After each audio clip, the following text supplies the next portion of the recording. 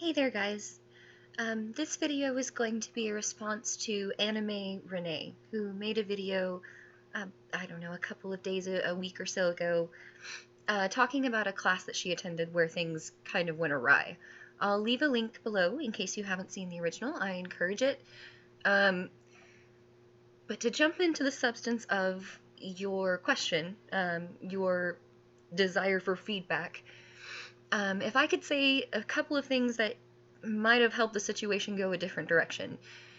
When you open a conversation with something that feels like an attack, something that can be perceived as aggressive, such as, why is that important to you, or I'm not sure why that matters, or that shouldn't matter, things of that nature, even if they're said in a substantive way, can make people feel hostile towards you.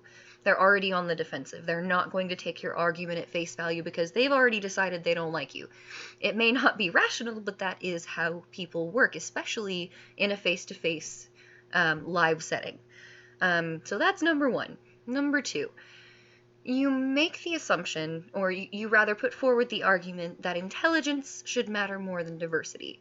And while I agree, just in general, I think that it's a statement that's only totally true in a few situations. If you're looking for a physics professor, or a mathematician, or a jet propulsion engineer, you want the person who has the most qualifications. You want the person who has the most intelligence. But intelligence is not the only measure of a person's worth in society. In fact, it's one of the more negotiable aspects of a person's worth as far as the workforce goes, and as far as things like Congress go. Going back to Congress, the only thing about Congress that is statically not changing, and that is not becoming more quote-unquote diverse. We've seen an increase in people of color in Congress, as well as women, as well as slightly smaller viewpoints. That's all moving in the good direction. The only thing that's the same is the fact that they are all exceptionally wealthy.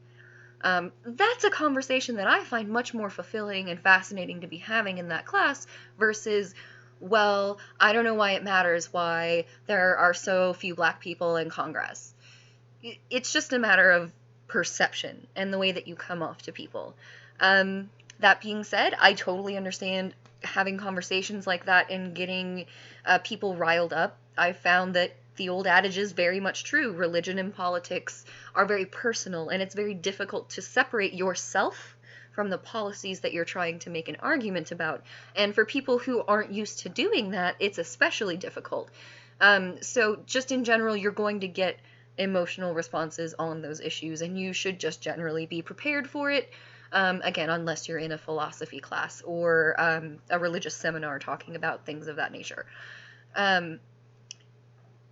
Just try your best to put forward a good effort to understand the alternative perspectives that your classmates have, even if you don't agree on the merits. Try and understand at least a little bit of where they're coming from, and I think that will help you to be a little more discerning with your language. Again, on the substance, you are not wrong. It is true that that was off topic to the discussion of the class and all that sort of thing, but your tone is really what probably set things off in the wrong direction for you. I hope this helps. It is just my opinion. I hope you have a good week. And this is Madam Dragonfly out.